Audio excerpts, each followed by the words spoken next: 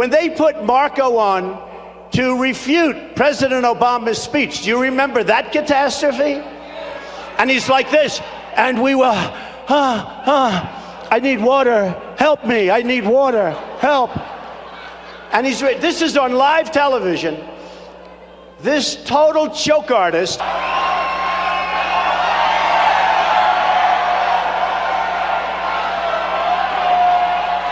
It's Rubio.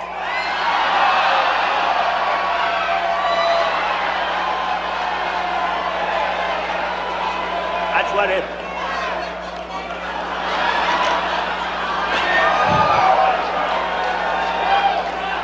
Unbelievable. Name is Ben Burgess. This is Give Them an Argument. I'm joined by Cale Brooks, who's his producer this week, also by our YouTube channel manager, editor, and producer, Kelly Carey. The voice you just heard, of course, was former President Donald Trump talking about another friend of the show, Senator Marco Rubio.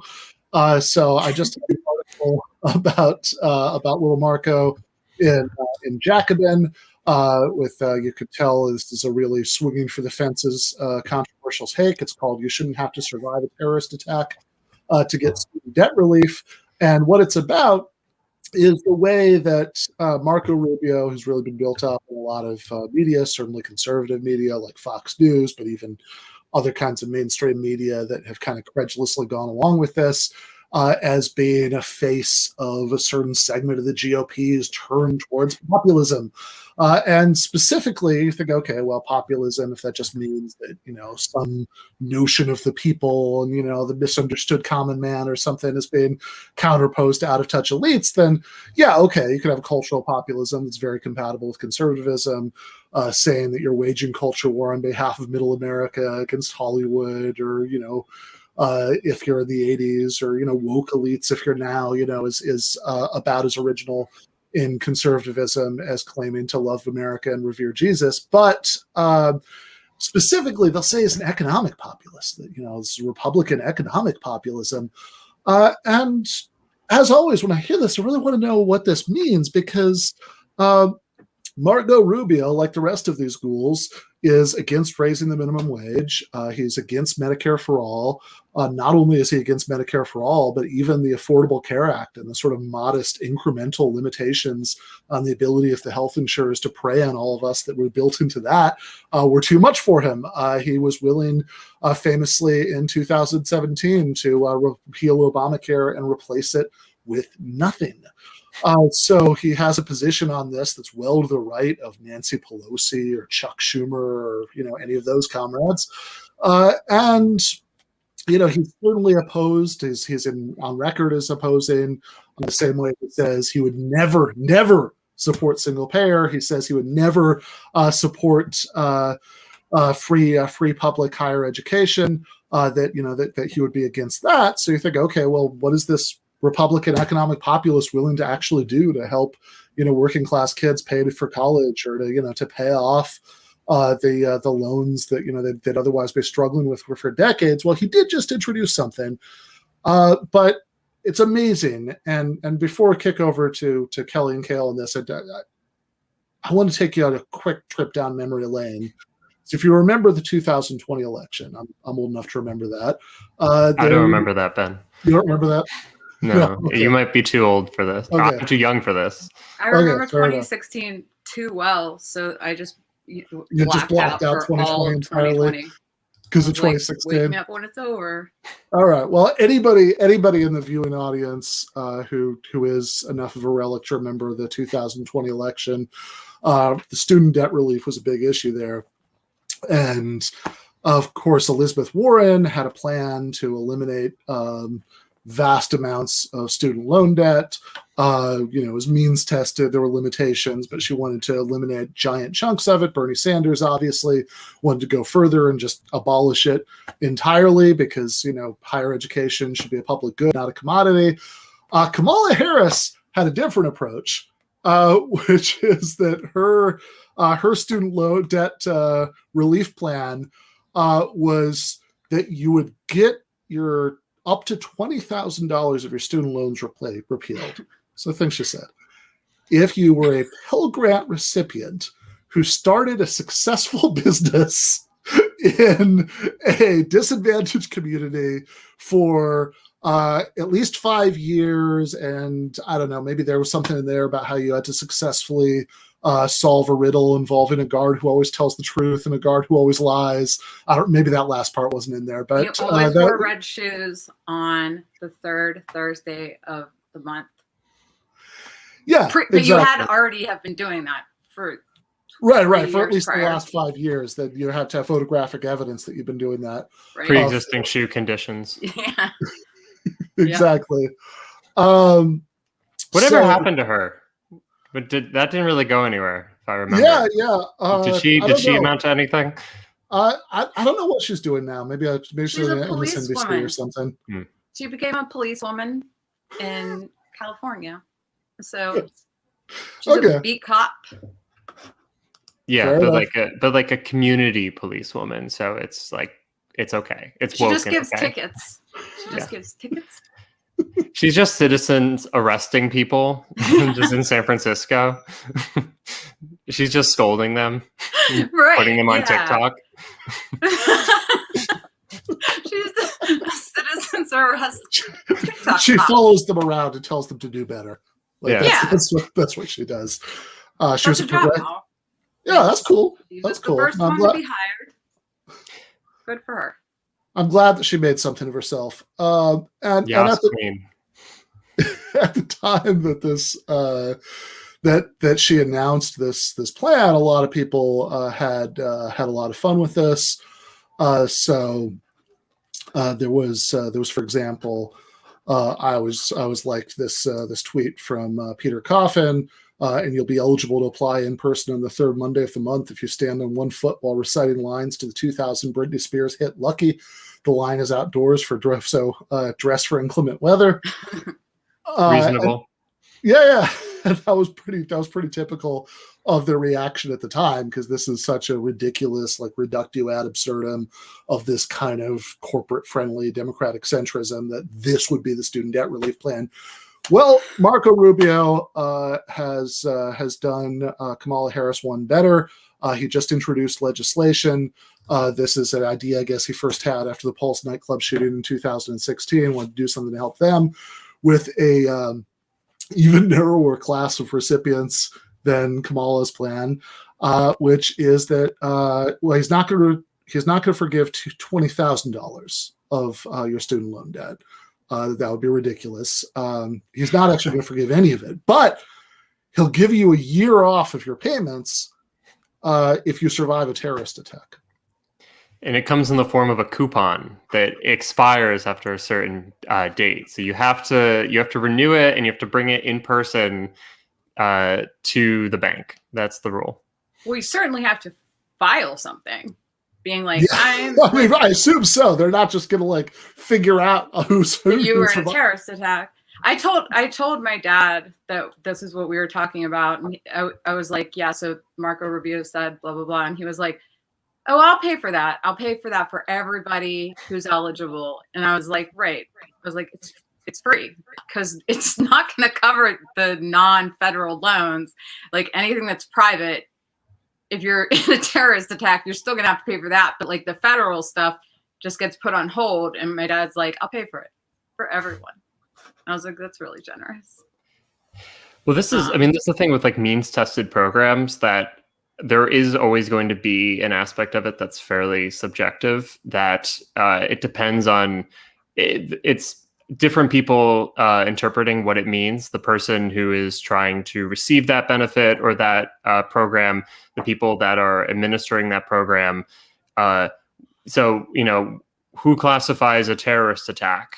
And if you are at the scene of the attack, does that count? Probably. But if you are nearby and you felt harmed by it, that you had emotional trauma by seeing something horrific happen, does that count? It's like the fact that like this is the problem with any means testing, and obviously this happens in a lot of other areas as well.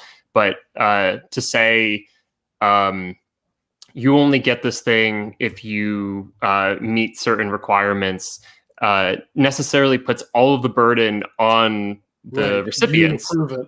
Yeah, you have to prove that you deserve something, which is obviously, as socialists, and I'm not holding Rubio to any socialist standards, but it's the complete opposite ethos of how we see the world, where we say, no, you're a human being and you deserve certain rights. And it's actually going to just be so much easier in the long haul to guarantee these things and not have to figure out whether or not you are in fact the right thing or not that gets this. It's just by virtue of you existing that you are guaranteed something.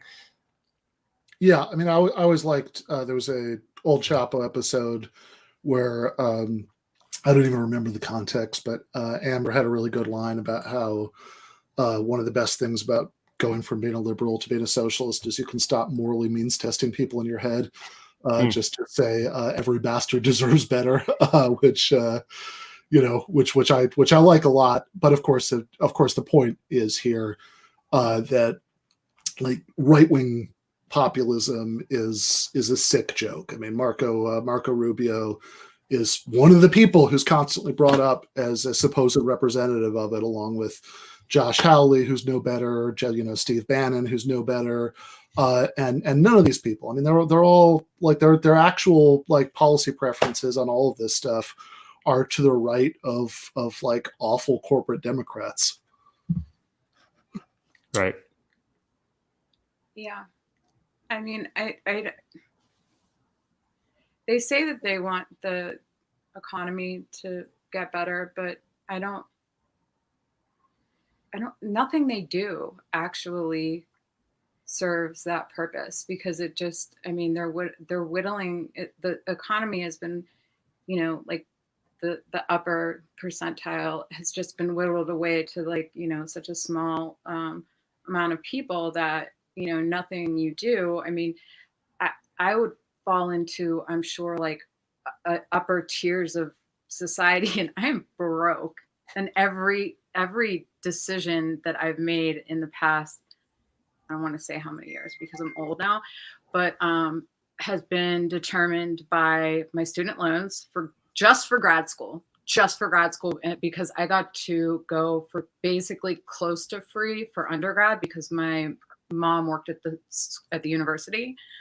And so that was like paid for, but just for grad school at NYU, which was expensive.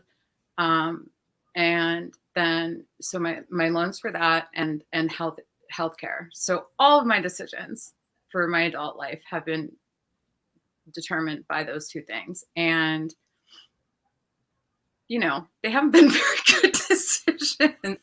They haven't helped the economy. They've only hurt it. They haven't helped me to like level up, which would then help the economy and like help the United States government by then being able to tax me more, and this is happening, all the way down, to people, to the point of people being able to not feed themselves and then, having to take, which I have qualified at different times for, social programs, which, and so I have many people with higher level degrees, which it shouldn't be a thing for anyone to have to apply for those programs. I guess that's why. No, we're socialists, but right. And of course, the problem is that if you do have to apply for it, I mean, one, that in itself is a huge barrier. Lots of people won't, because they don't, they don't think they'll qualify, or they're just exhausted by the very thought of it, or they just don't want to fight about it, or they have. Like for me, it's like, well, I can get through the next however long by like stretching out my money, because like there's no way that I can be like one of the people that needs it the most. And if I can just get to the next point of like where I make more money, like in like gigging, then I can, I can like make it, by doing that, or like by like moving this loan until like this point, and then, kind of like making it until like the like 80th day on this loan so that they don't like turn anything in, and then like paying that, and then like doing this, and like, you know, just tomfoolery with my life. Yeah, and of course you have the opposite problem too, that they have like probably the bigger problem, people who don't who either might qualify but don't think that they don't think of themselves as people who need it, or people who don't qualify because of that arbitrariness that Kale is talking about. That of course, that anybody who's like, you're going to have a line, anybody who's an inch above the line has a built-in incentive to resent people who are below the line. Whereas if you have universal social programs, anybody up until the point where like you're hurt more by the taxes to pay for them, but like up until then, everybody has skin in the game. Everybody has a reason. I think that some people that are resenting other people might actually qualify for a lot of programs. I'm sure that's true in some cases, although also there are people who are going to resent people who, there are people who don't think they qualify or are going to resent people who actually do qualify. There are people who really don't qualify who are going to resent people who do. The whole thing is counter-solidaristic at every level, which makes it make perfect sense that that centrists and the right love means testing, since it makes all these programs much more politically vulnerable. Kale, to give a final thought. Right. Well, no, I mean, basically what you just said, I mean, that's the whole thing, that, none of us obviously, well, I don't want to say obviously, but none of us want to repeal the existing means testing programs or means tested programs, because obviously people are in horrible, dire straits right now, and many people rely on these things. But I think it is, it's definitely true that means tested programs undermine the welfare state. They undermine the solidaristic ethos that is necessary for something like social democracy. That for this reason, that people feel humiliated, that they feel like, oh, I have to now go into this program and people judge me when I'm in line, using like an EBT card or something. And we want to build a society where we say, no, it's like, sometimes these are accidents of birth that people end up in bad situations, or sometimes it's social phenomena where people over the course of growing up and being in these situations, they get the short end of the stick. They sometimes it's bad luck. A lot of times it's just they are stuck in a district that has horrible funding with poor jobs, bad nutrition, all these things. And we want to say it's not your fault. That we actually have the means, like the economic, the resources, we have the means to take care of one another, and that we want to be looking out for one another, so that the people that are that maybe don't have as much to contribute for whatever reason, they're in a worse situation, they're looked after because we actually put human value, human life over and above market competition, over profitability, over the ethos of what capitalism is. And so that's why you'll see liberals and conservatives always say, like Ben saying, means tested programs are not, they're typically cheaper, but they're also a means of undermining, like basically building working class power. Yeah. Also, anyone who thinks that people who are using them should be embarrassed of themselves. So. Yeah, well, amen to that. Speaking of which, so the king, of course, of demonizing people who uses means-tested social programs is Ronald Reagan. So this week for patrons, recorded an interview with Rick Perlstein, who's the author most recently of Reaganland. He's written a series of books on the history of conservatism. We are going to show a short preview of that now, but thanks you so much, guys. Thank you. I'll be back. All right, and Kelly will be back next week. All right, sounds good. But one of the things that I got out of, I think, the beginning of Reaganland that's sort of a surprising part of this story is that Reagan made a decision to essentially throw Ford under the bus in the general election. He didn't really campaign for him. That's right. So he kind of begins the book, with Gerald Ford having just lost, and a lot of people with very sound reasoning blaming him personally for Jimmy Carter being president. And it begins with a note of self-pity. The first sentence, I think, is something like Ronald Reagan insisted it wasn't his fault. And that was one of the kind of qualities of Ronald Reagan that both in this book and my previous book, Invisible Bridge, that self-pity that I think was a big part of his makeup that no one really talks about. They talk about his optimism. They talk about his, anger at, kind of all sorts of insurgencies. But he could be quite the whiner. So, he had his own little explanation for why Gerald Ford lost, and it didn't include him. Right. I mean, what's your read on that? I mean, did he think that, was this actually cynical on the level of thinking that if Ford losing would mean that he'd be less able to have kind of a designated I mean, that's where you get into that remarkable contraption, the mind of Ronald Reagan, in which, on the level of consciousness, there's just, I'm completely convinced there's no cynicism whatsoever. His ability to kind of turn all sorts of negative emotions that other people would recognize, whether they're, chaos or failure, into some sort of I say at some point in the book that his strongest psychological drive was a belief in his own innocence, right? So yes, I think what you're referring to is if Ronald Reagan wants to be president and comes in second place in the nomination in 1976, it's a pretty good long-term play for the guy who beats him to lose, and then he becomes the heir apparent for the nomination.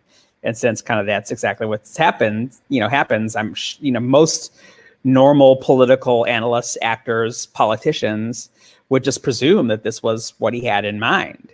And I think to say that he had it in mind is to say that he had it in mind on some part of his subconscious, certainly, Yeah, so just as a reminder, that's going to drop for patrons on Thursday. Really excited about this one. We've talked about Rick Perlstein so many times on the show that actually getting to talk to him about these books and the larger stories telling about the history of conservatism and how it relates to contemporary politics is really exciting.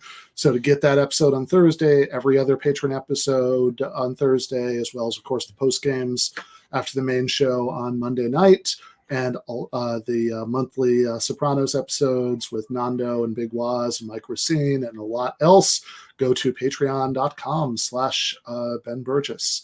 So we are going to be joined in just a few minutes by our good friend and comrade Luke Savage. But there is one thing that snagged my attention this week that I did want to talk about before Luke comes on. This is not an article in Jacobin or Current Affairs or anywhere like that.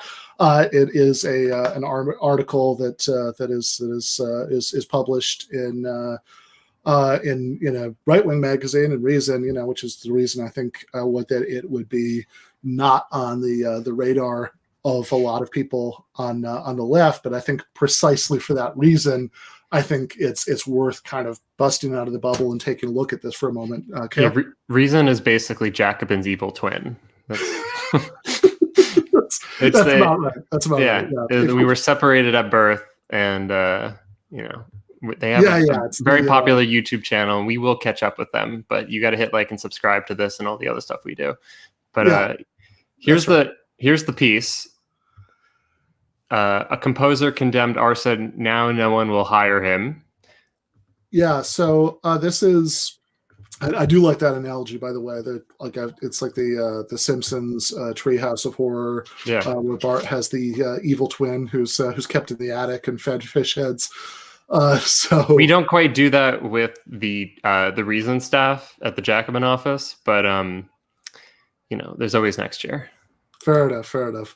But what the article is about is a composer named Daniel Elder, who is he lives in Nashville, Tennessee. Last summer, during the unprecedented wave of unrest following the police murder of George Floyd, somebody burned down the courthouse in Nashville, and so he posted something about it on Instagram. He said, "Enjoy burning it all down, you well-intentioned blind people." So it's a sort of anodyne statement of kind of milquetoast sort of establishment, but also like a sentiment lots of people with lots of politics might have, that it's of like discomfort with arson, which is not. I think, like, honestly, I think like if Bayard Rustin had Instagram, he might have posted that. Like it's not a it doesn't. The Rustin Instagram posts, those would have been wild. They would have. But, I don't, he's not making any sort of comment about Black Lives Matter or the protests more generally, or anything like that. He's very specifically commenting on the arson. And, whatever you think about that, my hot take would be that I don't shed a lot of tears of the burning down of a courthouse. But also I think that politically it's probably a counterproductive thing to do.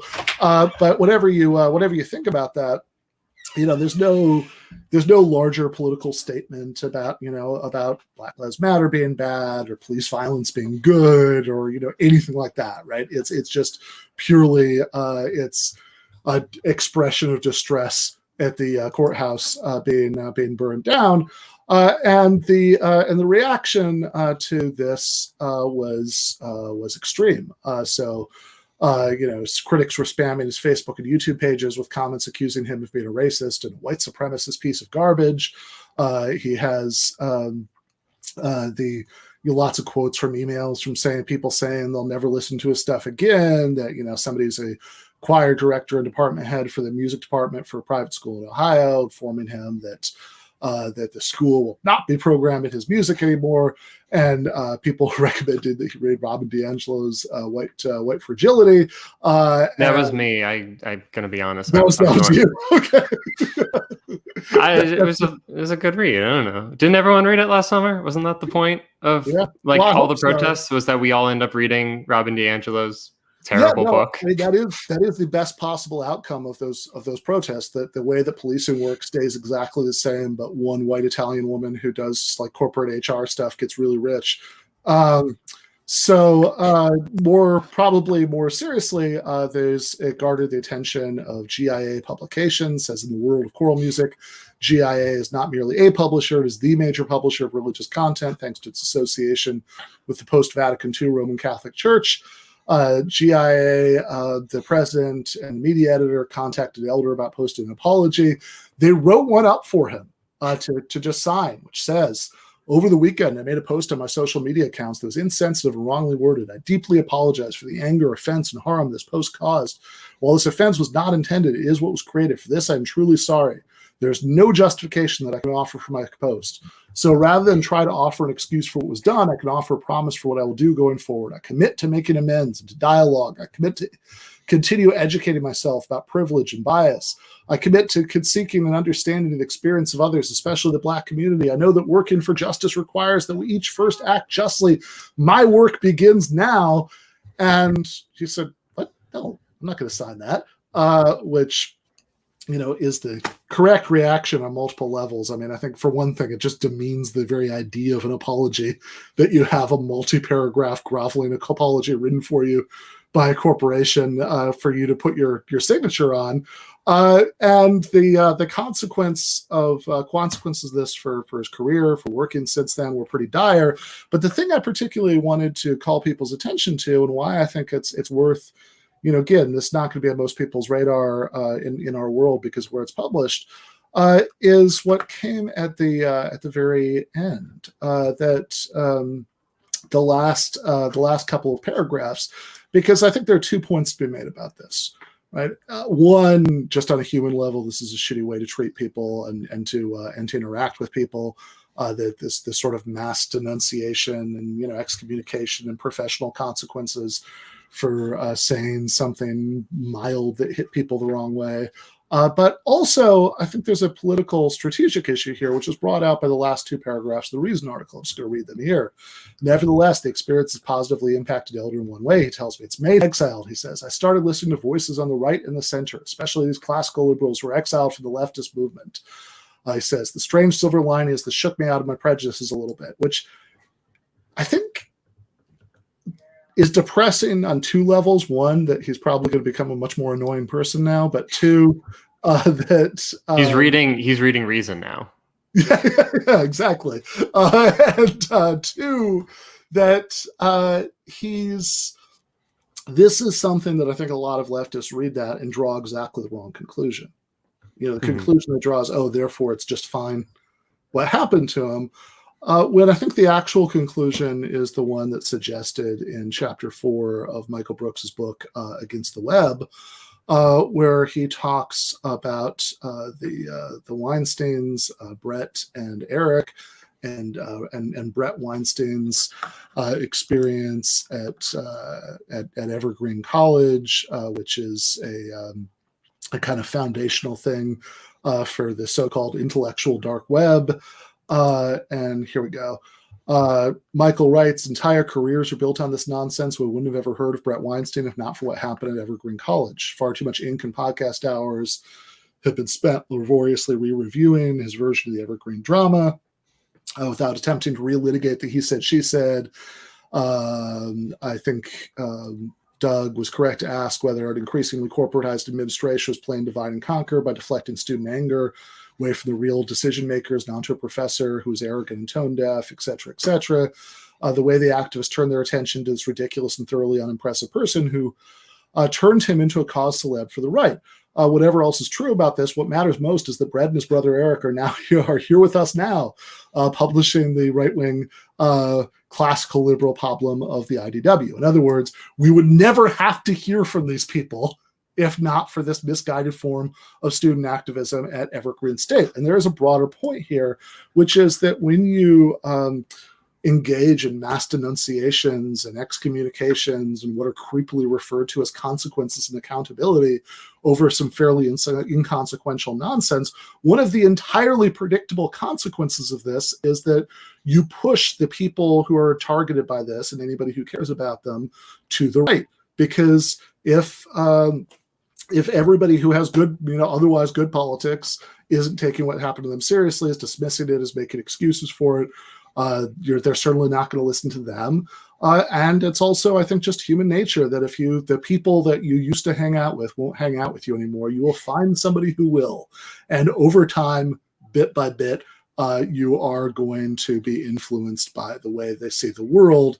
If you don't want that to happen, that in itself is a reason not to act like this. Most people hate this neo-Puritanism, like this. You have to, to confess to being a bad person because you fell into the traps that were laid all around you of, post your feelings on social media, and then it's going to be taken from you and used against you. And then, a company's going to write up, your apology and you're going to do better. Again, it's humiliating. And most people, rightfully so, say, this is bullshit. I don't want to deal with this. And the problem, of course, is that, there's cancel culture is obviously, it's something that it's one of these terms that has somewhat lost some of its meaning because of how often it's used. But of course, it's something that exists across the political spectrum. It doesn't have a political ideology attached to it. But like Ben's saying, so much of it is associated with the academy, and the academy is associated with the left, wrongfully, because there are no leftists in American universities. Like there's like maybe 3, and they're usually on these YouTube shows, but like everyone else is like a blood-sucking vampire that just wants to like take their lane in like the thought world and say, this is my subject and no one else can touch it. And if you get into my territory, I'm gonna, you know, attack you and take you down. And that kind of like that mode of dealing with intellectual subjects, that way of dealing with people who disagree with you, is unfortunately, it might be an overstatement to say pervasive on the left, but it's certainly a real thing on the left, and it's a problem that it's very common on the left, and way too many leftists mistake it for politics. Right. Yeah, that they don't see it. We're the minority, and we have to get people to come to us, because if it's just us, if we keep closing ranks, we will achieve nothing, and you will feel good for a couple months, and then 2 years from now, you're going to move on because you're going to join some NGO or some shit, and you will forget about this past. And so if you are serious about this project, if you actually believe that we should be decommodifying key aspects of society and of our lives, and that we should expand democracy into the workplace, that we should have greater political rights, all these things, you have to reject this shit. This like what like Cedric Johnson refers to as like militant liberalism, because people fucking hate it, and it's anathema. What's the word? It's completely it's completely opposed to like the actual principles of the left, of actually, you know, seeing people as having value, and of you know, and that people shouldn't be arbitrarily fired for having bad thoughts. Everyone has bad thoughts. Literally everyone has bad thoughts. Like, you should not be fired for a certain set of bad thoughts, like exclusively. Like, no, exactly.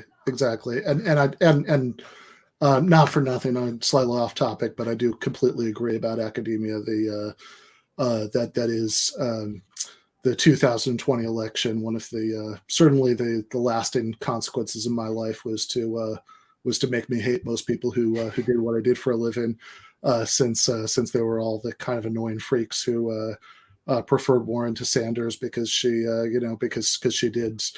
she signaled about, you know, as somebody who did her homework, and she referred to her Medium posts as plans and all that shit, just completely insufferable. But bring on somebody who is neither insufferable nor a vampire. Our friend and comrade, Jacobin staff writer Luke Savage. How you doing, Luke? I'm great, thanks. How are you? Thanks for having me. Yeah, I am good. And we did get a rare piece of good news for what it's worth, legislatively, that the authorization for the Iraq War 18 years ago was finally repealed. Yeah, that's right. So so last week there was this House vote, margin of 268 to 161. So this is actually bipartisan. I believe 49 Republican representatives voted for it. And yeah, I mean, people may not actually have realized it. So this was co-sponsored by Barbara Lee, or this was the initiative was led by Barbara Lee. People may not have realized, as I suspect many people didn't, that this was still on the books. This authorization, I believe the authorization for the first Gulf War is also still on the books, as is the very broad authorization after 9/11, the one passed on September 14th, 2001. And I mean, that's important to note, because I think, what could be more symbolic of the sort of the way militarism is just sort of an ambient haze in American culture and American politics. I can't think of anything that epitomizes that or embodies that better than, these authorizations for war still being on the books, years after decades after the, yeah, right. There are actually real consequences to this. Donald Trump, for example, he invoked the 2002 Iraq War authorization when he assassinated Soleimani. So, there are legal consequences to this stuff as well. It's not just symbolic or abstract. Yeah. So you wrote an article in Jacobin called Barbara Lee Was Right about the war on terror. It says in the deck there, 20 years ago, Barbara Lee cast the lone vote against the authorization for use of military force, the blank check for endless war that came immediately after 9/11. Cale, do we have the clip from Barbara Lee's speech explaining her no vote for the authorization of the use of military force? September 11th changed the world. Our deepest fears now haunt us. Yet I am convinced that military action will not prevent further acts of international terrorism against the United States. This is a very complex and complicated matter. Now, this resolution will pass, although we all know that the president can wage a war even without it. However difficult this vote may be, some of us must urge the use of restraint. Our country is in a state of mourning. Some of us must say, let's step back for a moment. Let's just pause just for a minute and think through the implications of our actions today so that this does not spiral out of control. Now, I have agonized over this vote, but I came to grips with it today, and I came to grips with opposing this resolution during the very painful yet very beautiful memorial service. As a member of the clergy so eloquently said, as we act, let us not become the evil that we deplore. Thank you, and I yield the balance of my time. Yeah. So, how was that speech and that vote received at the time?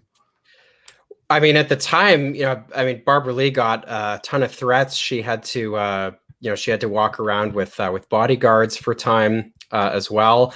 I'm sure many people watching remember what the atmosphere was like.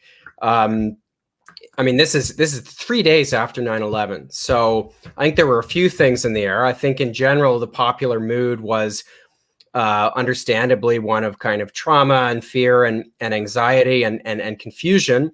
But I think even at this early stage, just a few days after the attacks, there was a consensus forming that, America was going to attack something or someone or many someones. It hadn't kind of, hadn't fully articulated itself just how broad, this campaign was going to be. But there were many people who, in this atmosphere of fear and anxiety, were actually quite excited. They thought, well, with the Cold War over, we don't have an enemy anymore. And so there's no kind of great ideological nemesis to, marshal ourselves around. And 9/11 for the, neocons in particular changed that equation. So I think in that atmosphere, so soon after the attacks, what Barbara Lee did has got to count as one of the most courageous votes, ever cast in the history of the House of Representatives. Later that same day,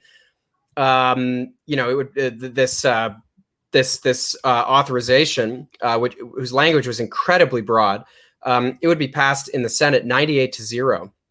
So Barbara Lee is the sole lawmaker who dissented from this. Not even Bernie Sanders, who was in the House at the time, voted against this. And, I think to give Lee even more credit, it's important to note that, she was not, that the clip that you played is the kind of most famous one, rightly so, because she delivered it on the floor of the House. But some weeks later, I think it was on September the 23rd of 2001, she wrote an article in the San Francisco Chronicle, and she's very specific about her reasons for opposing, that resolution. She said very clearly it was a blank check to the president to attack anyone involved in the September 11th events, anywhere in any country, without regard to our nation's long-term foreign policy, economic, national security interests, and without time limit. In granting those overly broad powers, Congress failed its responsibility to understand the dimensions of its declaration. And then, she goes on to say much the same, and she warns about the forthcoming loss of human life, particularly civilian life in the countries America was going to bomb. So every part of this assessment has been borne out, and I think Lee's arguments, if anything, have only been affirmed more and more strongly. Every president since, I guess, except for Biden, hasn't yet had the chance to do this. Has referred to this authorization of 2001 during the Obama presidency. This was used as justification for military engagements in Afghanistan, Somalia, Iraq, Syria, Libya. I mean, essentially, if you can make the case, even if it's an incredibly nebulous one, that a country that America wants to bomb at a given moment can be associated with the broad idea of terror, which was always a deliberately vague, idea. Essentially, Barbara Lee is right. It was a completely blank check. It was a carte blanche. You can, you can essentially wage a war that is, has very arbitrary legal grounds, very, very broad, infinitely broad justification. And, Congress has already signed off on it. You don't even have to go through that, that check, which is, should be one of the most basic checks in a representative democracy, as I think most people would understand the concept. That just disappears. And so, Barbara Lee was right 20 years ago, and she's only more right today. Yeah, and I mean, it, really, just to underline how remarkable this vote was. As you say, even Bernie didn't vote against this thing. Even Dennis Kucinich didn't vote against it. On the Republican side, Bob Barr, who's since been associated with the Libertarian Party and has often taken anti-war positions, he voted for, he didn't vote against the authorization for the use of military force. I mean, nobody voted against this thing at the time. Yeah, I assume Ron Paul voted for it as well. No, that's true. That's a good point. Yeah, Ron Paul was in there too. So yeah, Ron Paul would have voted for it too. If he'd voted against it, I am absolutely certain that would have been, something that was brought up in 2008 and 2012. Nobody voted against this thing, but not only did Lee cast the right vote, but I mean, her explanation was depressingly spot on. That this is a blank check for war that could just last forever and ever and ever. Yeah, that's absolutely right. It's worth noting. I mean, this is good news. The authorization for use of military force of 2001, that's still on the books. Right. That hasn't been touched yet, although there does seem like there's an increasing appetite for it to at least be changed, if not repealed. The Iraq resolution of 2002 passed the following year. That repeal's made it through the House. I think it's prospects in the Senate. I've been unable to kind of get a clear sense of what those are. But Chuck Schumer backs it, and Joe Biden backs it as well. So it may be that it actually that repeal actually happens. Who knows? I think it's overused when people say there's a bipartisan appetite for things. I think sometimes that's sometimes that's a little too generous or overly optimistic. In this case, I think there might actually be some Republican votes for some of this stuff, at least. Nice. All right. These wars have never been popular. They weren't popular shortly after they were launched, and they still aren't today. Yeah, right. Certainly in the fall of 2001, the idea that we were gonna go after the bad people and kick some ass was very popular, and there was a point in late 2002, early 2003, going to war in Iraq was relatively popular, although also for an American war that had was just starting, it wasn't that popular, but certainly since they really got going, I mean, they've been wildly unpopular. Mm-hmm. All right. Thanks so much, brother. Cheers. All right. That was Jacobin staff writer Luke Savage. should check out that article, which again, the article is Barbara Lee was right about the war on terror, and the rest of Luke's stuff consistently great. But now I'm going to bring on Victor Bruzzone, who real heads will know was on the channel once for a Sunday night debate breakdown. His first time on the main show. But we'll say that even people who have the misfortune to not know Victor, if you watch this at all, you probably know Matt McManus, since he's he's like the I don't even remember what character, who it was on The Simpsons, who's on Kent Brockman, and she says, "I brought my own mic." That was the, that's Matt on this show, and Victor and Matt, are both hosts of the Plastic Pills podcast, really interesting, philosophical podcast, and Victor is also the article author. This is the main thing we're going to talk about now, of a essay in a book edited by Matt. I also have a essay in it called "Liberalism and Socialism: Mortal Enemies or Embittered Kin." I don't actually remember. Do you remember, Victor, when that's officially coming out? I believe it is late September. I don't remember the exact date. Maybe the 24th. Okay. Yep, that sounds right. So yeah, that's pre-order that, or it's academic publishing, so it's not cheap, but at least get your library to order it. Sometimes Palgrave has these great sales. Like I feel like at Christmas once, all their books were 80% off. So maybe watch out from one of those times. Yeah, fair enough. So yeah, last time I believe I spoke to Victor, we were speaking ill of another author who's in this collection, the libertarian philosopher Jason Brennan. So you can find that, again. That's Plastic Pills is the name of the podcast.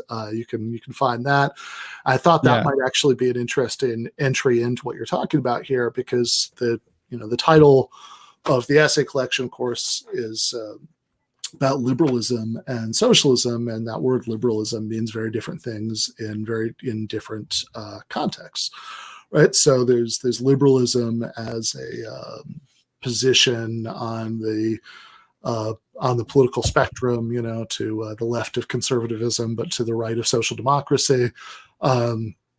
And yeah, that one maybe is a mortal enemy, but but there's also liberalism as in caring about so-called liberal rights, free speech, free association, freedom of religion, all maybe procedural political rights, all that stuff, which many socialists like Marx and Engels, Rosa Luxemburg, Michael Harrington, have thought were actually like crucially important, for any kind of socialist project. And then there's also philosophical liberalism, which is certainly linked to the second one, but maybe has something to do with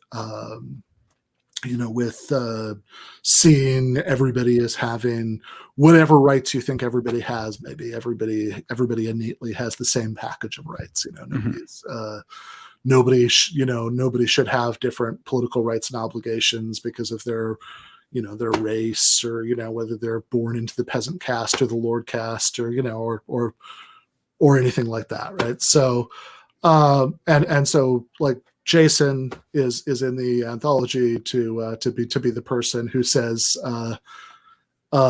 mortal enemies for those second two kinds of liberalism, because he thinks that because he thinks that like the way the kinds of liberalism that are important and good, he's a libertarian. He thinks that those are incompatible with socialism. Without recapping that episode, I'll just say as a telling detail we were, so for the episode we read his book, which what's it called? It's like Libertarianism. It's Everything You Wanted to Know, which is part of a bigger Oxford series. There's like a bunch of topics, and one of them was libertarianism, which Jason Brennan wrote. Yeah.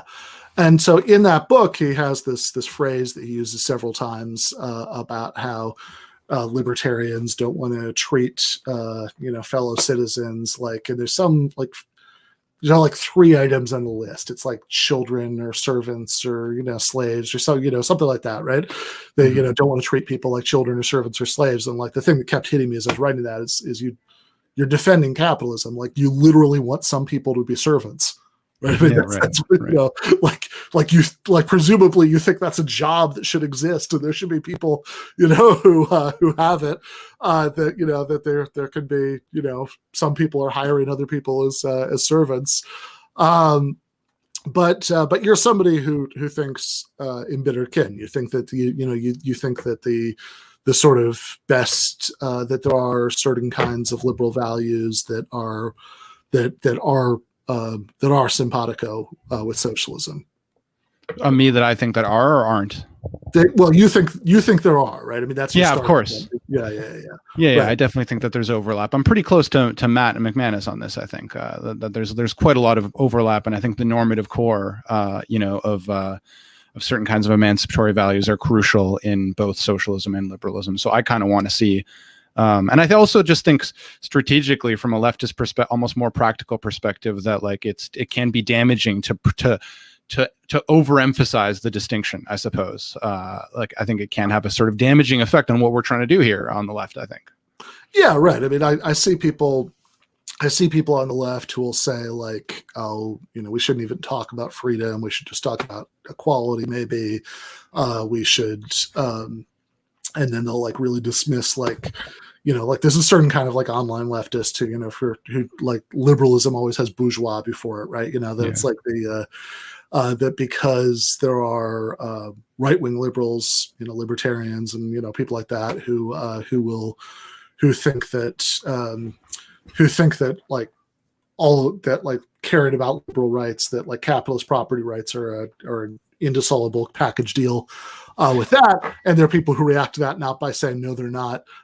In fact, we can have more meaningful versions of those things without, if we don't respect capitalist property rights, because, right now it's everybody, you can't be arrested for having a certain opinion, but, you can certainly be fired, and you have a massive class of the population that has to spend all their time worrying that they'll say or do something their boss won't like.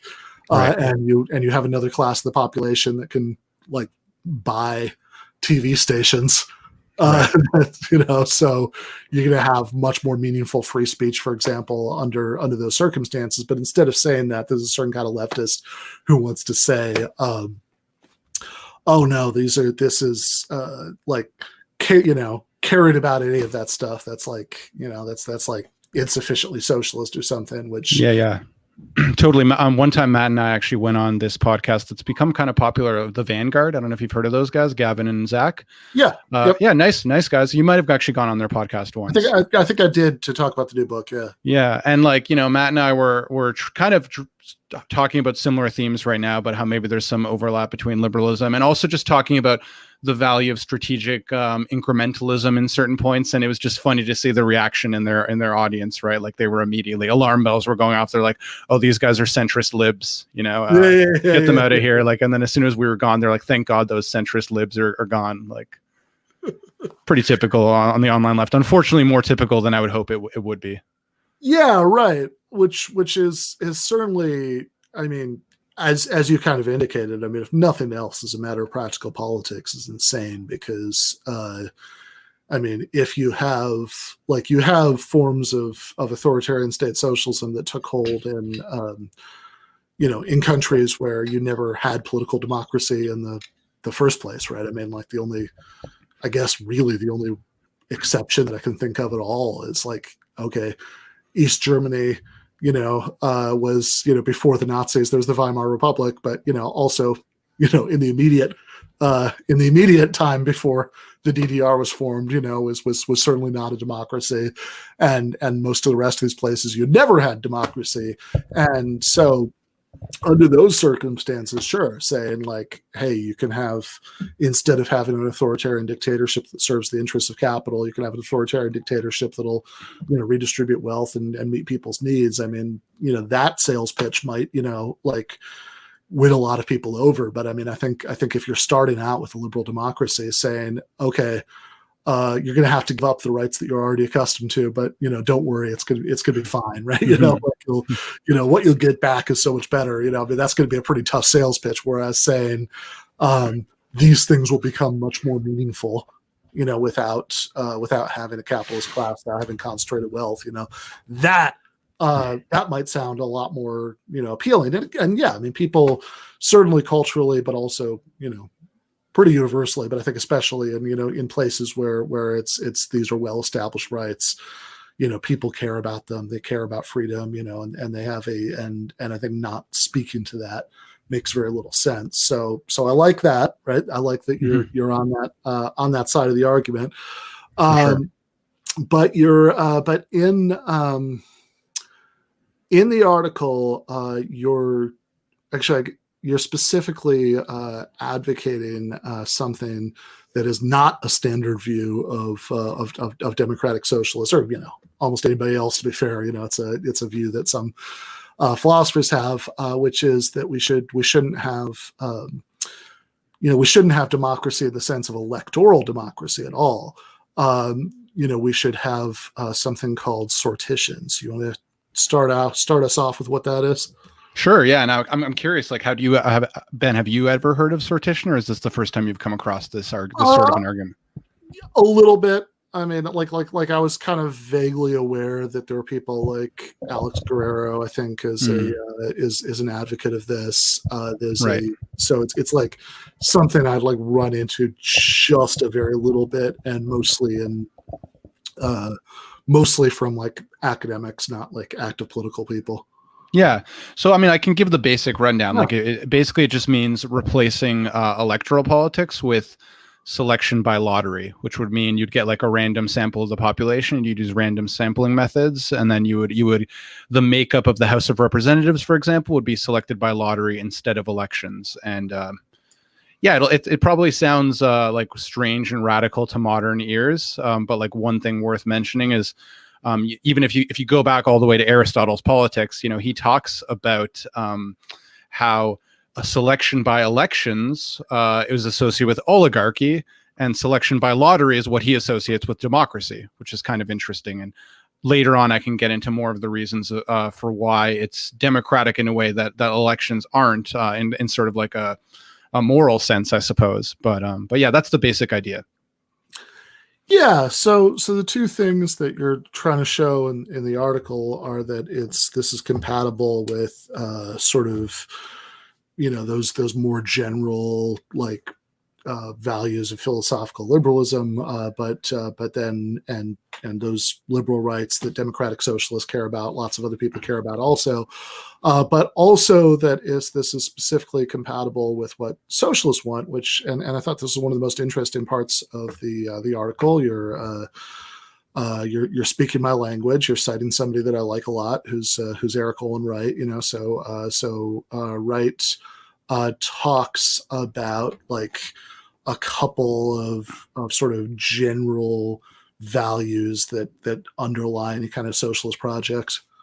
Yeah, for sure. I mean, I think that there's a lot of ways in which I think it's more compatible, and I get into some specifics if you want, but I actually think, if you don't mind, maybe one of the most useful ways of kind of convincing, of making the sales pitch I find for sortition is actually to go through the arguments for how bad electoral democracy is. Because I feel like if we can get that on the table first, I think that it can soften people's ears a little bit more to sortition. So I don't know if Kale wants to put up, I think I just have like two little slides. Yeah, this one. And I can go through some of the reasons. Sure. Let's do it. All right, awesome. So since most elected politicians depend on fundraising, they're incentivized to seek out people who can fund their reelection campaigns. This obviously gives private enterprise and corporate donors a disproportionate influence on the electoral process. And also, worse still, I would argue, if you look at what a lot of this campaign money is spent on, right, it's not really spent to inform the public, but to distort truths by creating these sort of partisan propaganda, with re-election ads and stuff. It creates this whole kind of culture of oppositional propaganda. And then another reason is if you look at the empirical evidence, you can see that policy preferences of ordinary Americans has almost no effect on policy outcomes in an electoral context, especially when you compare that to elite interests. Then if you go, another problem with electoral politics is the way it turns politics into like a partisan spectacle. We almost a team sport, I would say. So rather than functioning as an exercise in working together through social empowerment, electoral politics turns the public against itself. And worse still, I would say the media that reports on electoral politics emphasizes this horse race aspect, right? So, and as well as a politics of personality over substantive policy discussion. So, and the media even tends to systematically ignore political messages that do not fit into its left-right horse race dichotomy, favoring polarized sensationalism. And I think a really good example of a book that shows this dynamic is Matt Taibbi's Hate Inc. If any of you have read it, I think it very persuasively explains what I'm talking about here. And I think this ultimately just further entrenches a political and cultural dichotomy in the public. And I think this depends on electoral politics. And then electoral politics also tends to attract the wrong kinds of people. So at its worst, I think electoral politics attracts people who are motivated more by their ego or personal enrichment than social empowerment. And more than that, I think the entire incentive structure can lead otherwise well-meaning people toward behavior contrary to solidarity or contrary to things that socialists would be interested in. The influence of lobbyists, special interests, are based on a need to continually fundraise for future campaigns, as I mentioned earlier. And this obviously is going to have a big influence on how the agenda is set in politics. Another perverse incentive is that electoral is a party discipline, right? So because often party discipline is prioritized over problem solving. So you can imagine a group of legislators, right, trying to reduce crime, for example. Even if an idea for solving the problem has strong empirical support and might be accepted by lots of legislators, if the solution is contrary to party ideology or discipline and the party discipline, the initiative won't be adopted. And I think party discipline and ideological attachment can also prevent creative problem solving. So because of the way it narrows the scope of the kinds of solutions that are acceptable. And I think, the worst example of party discipline is, sometimes you even have cases in American politics where, both sides, and actually you hear journalists talk about this, how they'll talk to individual legislators like on the Republican or Democratic side, and privately they'll say that they know this is a good idea. But they're incentivized because of the way electoral politics works. They're incentivized to block legislation because they don't want to give their opponent a political victory, right? So rather than being incentivized to develop solutions to enhance social empowerment, I think party and ideological loyalty incentivize politicians to waste time and grandstand in order to appear favorable and make the opposing party look bad. And I think that's just an environment that pretty much destroys or heavily, damages the possibility for solidarity. And I think, just those are the main arguments. But I would also just mention, from a left perspective, I think we often like to blame or at least link capitalism and neoliberalism to a kind of cultural impact that makes solidarity, makes socialist values difficult. Right? I think critical theorists and others talk about how competitiveness and individualism of neoliberalism, right, turns us against each other. And I guess I would argue that I think maybe we don't pay enough attention to also the possibility that our electoral system might be having a similar impact, right? I think we can see the structure might be having a kind of impact on the culture such that it also makes solidarity difficult in a similar way to maybe like the competitiveness of neoliberalism would. So that's basically my condemnation of electoral politics.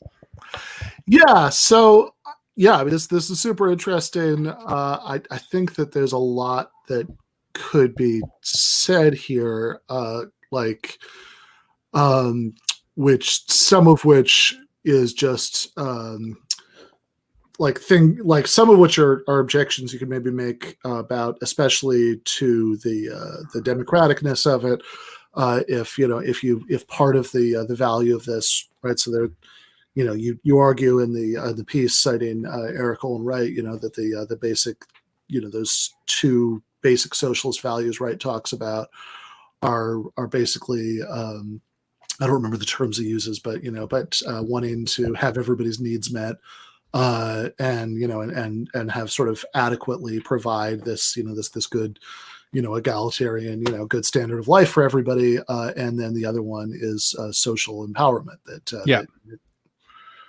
That you think that that if you think that socialism isn't just another term for like statism, that the state controls everything, that like really, socialism, right, is about the empowerment of society as a whole, right? So some form of collective, social ownership of the economy maybe, and social control of the state, right? I mean, that it's state ownership is socialist to the extent that the state is socially controlled.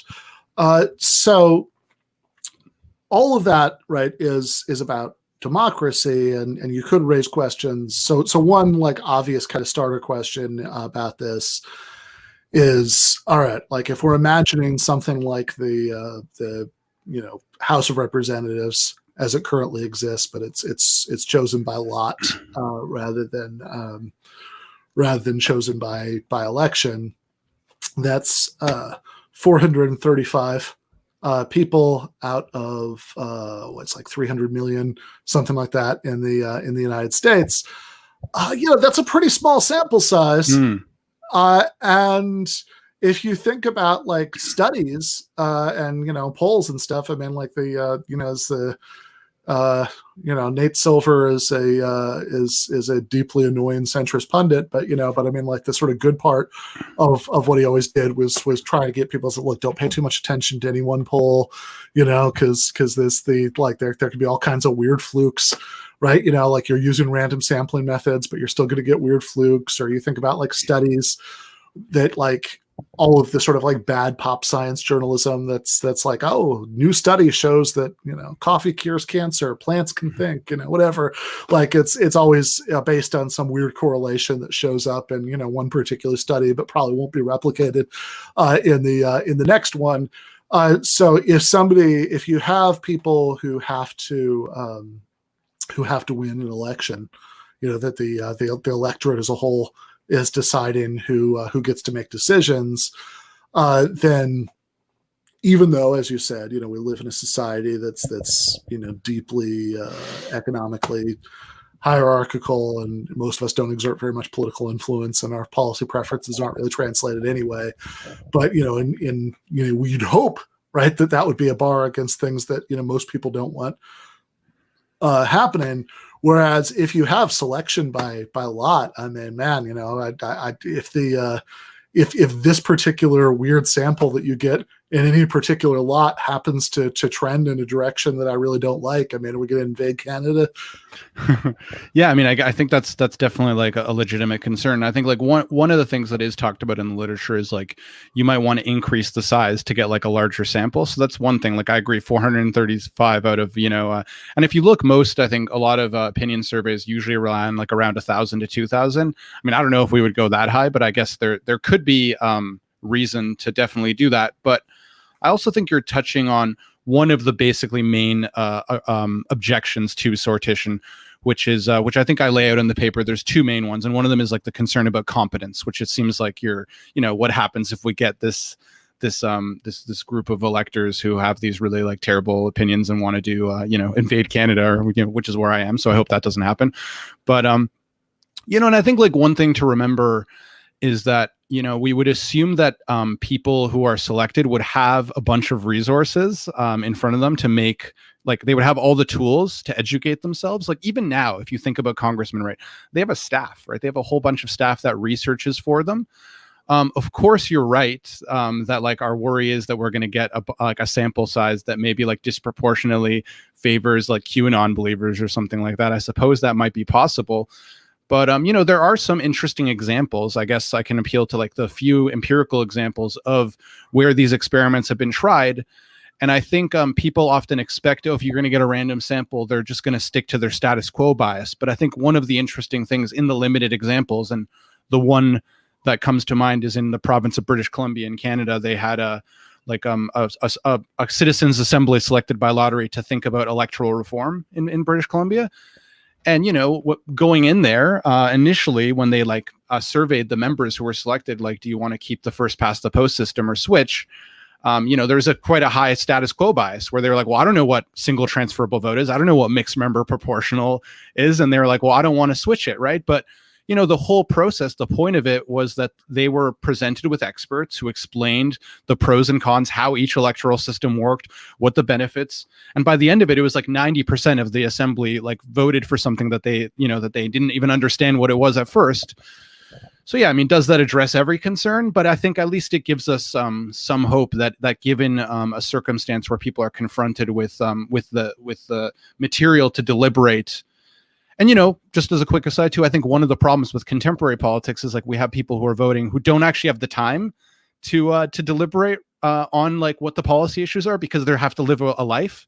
And I guess these kinds of experiments would say, you know, take citizens and actually give them the time to be confronted with the information and the facts and the pros and cons, and we would have some hope that maybe they would come to a decision. And at least that example, and there's a couple others, do show that does seem to occur at least. You're muted, by the way. One bigger question that kept kind of hitting me as I was reading your essay about this is whether we're considering sortition as a element of a future socialist society where where things work very differently in general, and that as part of that sweeping social change, there might be things that are currently decided by election that could be decided by sortition, or there are things that are neither decided by election nor sortition, but could be decided by sortition. I remember, couldn't find it in time for this discussion, but I remember there's a clip I saw a long time ago from Richard Wolff, who's describing, worker self-directed enterprises, and he was using the example of a restaurant. I don't remember how many people work there, and what he's describing is essentially a system where people alternate, weeks, about when they get to make decisions. So it's the same, approximate principle, at least to sortition, even if it's not a random lottery. But is it that, right? Or is it something that if we had it would make it easier to get the outcomes we want? In other words, are we imagining everything else being the way it is now and sortition being layered on top of that? Because if so, there's we could kind of go through some of the stuff in that slide and think, well, how much of this stuff would be made made better, right? So it's certainly, if you think about the I think party discipline is a good thing if you have a party that's trying to change things. But if you think about something like lobbying, there's there is a concern that you could have that lobbying would actually be more of a problem under the system, because in your example from British Columbia, the decisions of this assembly were non-binding, so there'd be much less of an incentive for lobbyists to bother trying to influence it. But people were sort of being presented with neutral experts. But one of the reason that that lobbyists exercise the influence they do, some of it is because the implied threat or promise of campaign donations or withdrawing it, of course, right?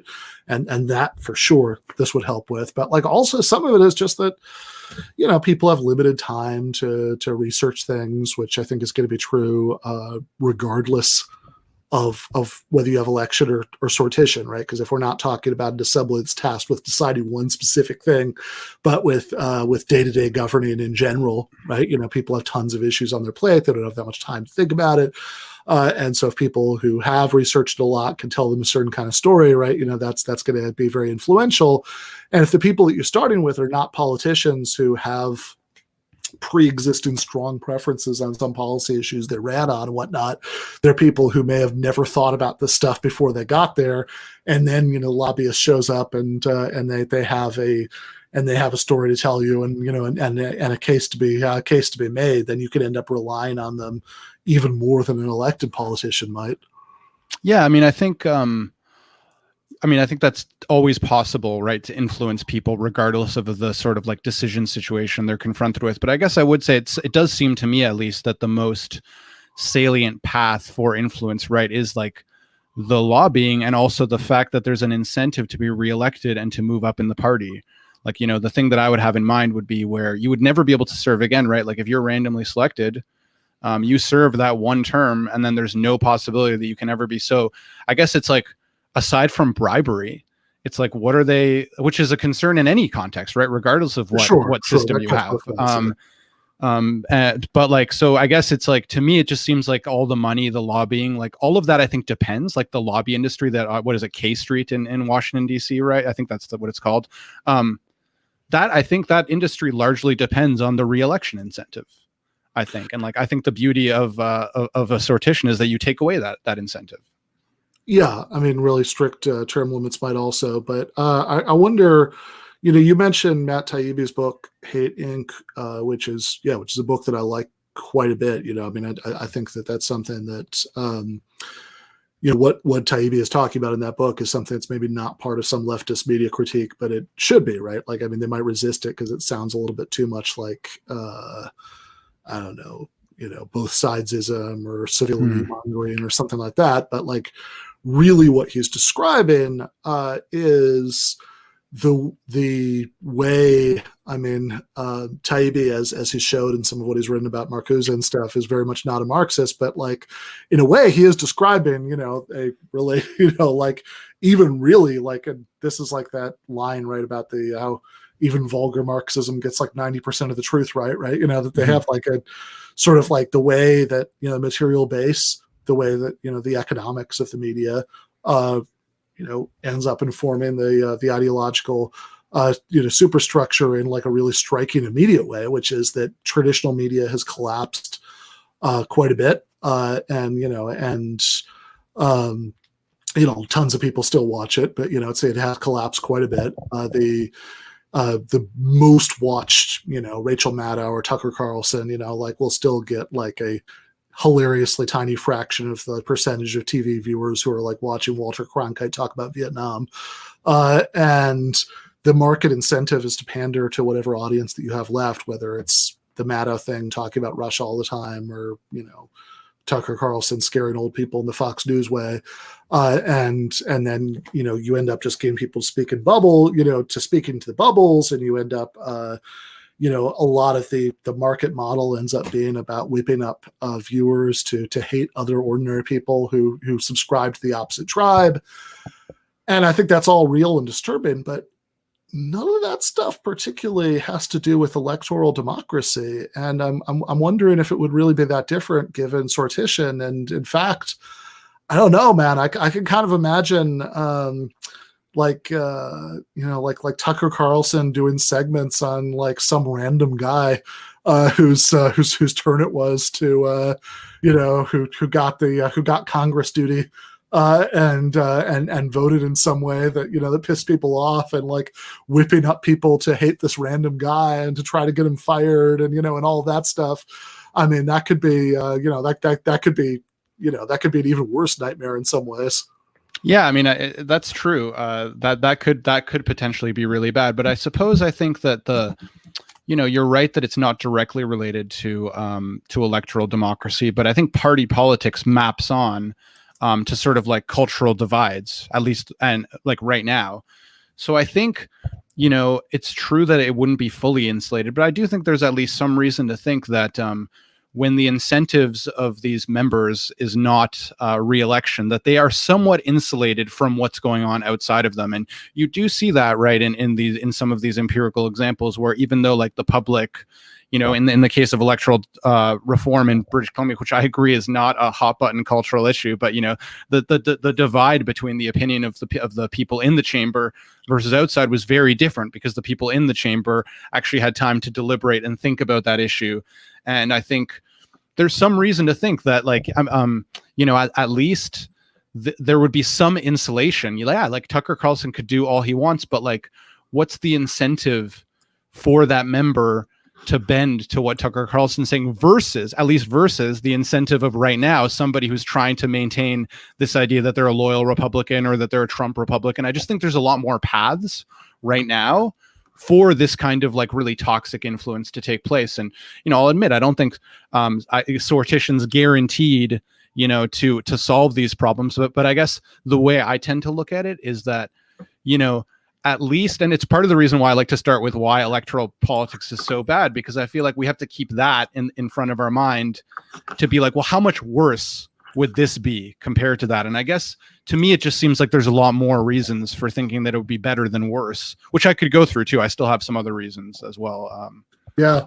Well, we might have to save that part for the post game. I think there's a lot I think you make a good case. I'm not sure how convinced I am, but I think you make a good case. Fair. I think there's also a question about what the conclusion is here, right? Like just that we sort of, sortition, even combined with this kind of system that we already otherwise have, would be desirable. Especially if you're right, I have a hard time imagining it being achieved without altering a lot of the rest of the stuff too. But anyway, we can get more into that in the post game. We're also going to talk about my good friend and comrade Bhaskar Sankara's article in the Guardian. If we want to fight the climate crisis, we must embrace nuclear power, which is we'll get into that in the post game. As a reminder, we have the link to that has already been posted for patrons. Speaking of patrons, the Rick Perlstein interview drops on Thursday, so check that out.